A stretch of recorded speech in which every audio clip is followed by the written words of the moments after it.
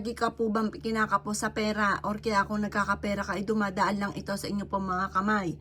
Asya, ito isa sa mga sikreto upang sa ganon, kayo po ay hindi nauubusan ng pera.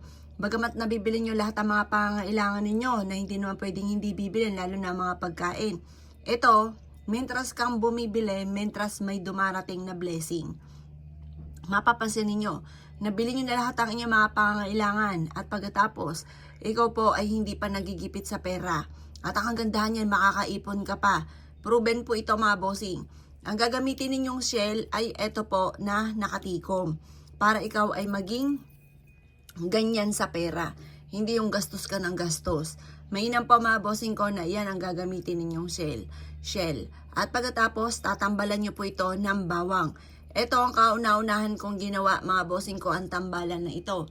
At talaga namang ako po mga bossing ko hindi makapaniwala sa mga blessing na dumating mga bossing. Higit pa sa aking mga ninanais ang mga dumating. Mainam gawin nyo ito ay sa umaga laang. At pagkatapos ay mag-wish po kayo na kayo ay magkaroon ng maraming pera. At pagkatapos mga bossing ko, ito po ay ilalagay po ninyo sa inyo pong wallet. Pero syempre mga bossing ko, hindi tayo dito aasa. Kung nais ninyo ay maraming pera, kailangan ikaw po ay laging positive. Huwag ka mag-iisip ng nega.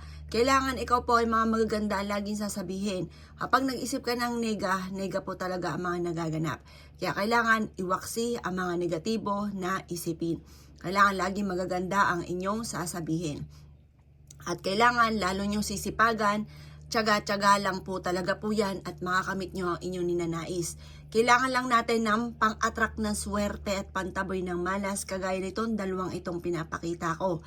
Shell po siya, shell, at ganun din po ang ating bawang. Perfect combination po ito para higit ka na maka-attract ng swerte, lalo na sa pera.